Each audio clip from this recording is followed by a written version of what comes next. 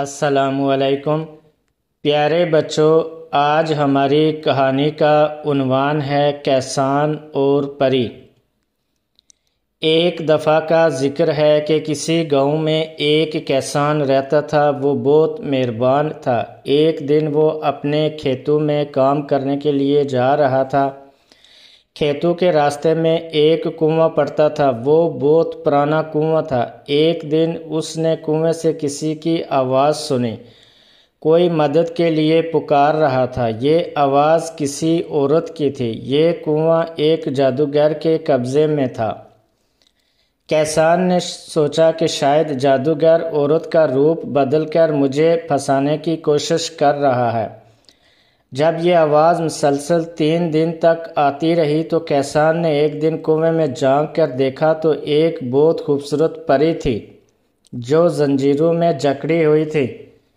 اس نے کیسان سے کہا کہ تم میری مدد کرو اور جب تک میں ان زنجیروں میں جکڑی رہوں گی تب تک میرا کوئی جادو نہیں چل سکتا۔ کیسان اس وقت غیر سے رسی لے آیا اور پری کو کنویں سے نکالا۔ جب پری کنویں سے نکلی تو اس نے اپنے جادو کی چھڑی سے کنویں کو آگ لگا دی اور کنویں کے ساتھ جادوگر بھی مر گیا۔ پری نے کیسان کا شکریہ ادا کیا اور کہا کہ جب کبھی میری مدد کی ضرورت پڑے تو مجھے بلا لینا۔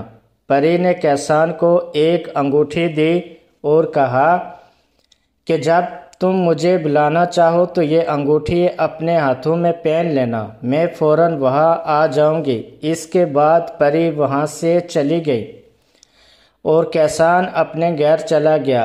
ایک دن کیسان کے کھیتوں میں ایک خوفناک بھیڑیا آ گیا۔ وہ کیسان کو کھانے کے لیے اس کے پاس آنے لگا تھا۔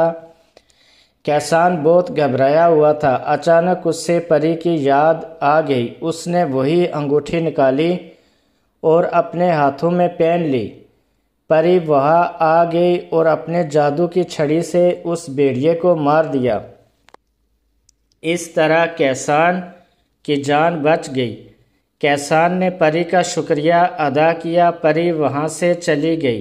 پیارے بچوں، ہمیں بھی اپنے ایسے ہی کسی کی بہادری اور دلیری کے ساتھ مدد کرنی چاہیے۔ اگر آپ کو یہ ویڈیو اچھی لگی ہو تو پلیز ہمارا چینل سبسکرائب کریں، ویڈیو لائک، شیئر اور کمنٹس ضرور کریں۔ Thank you.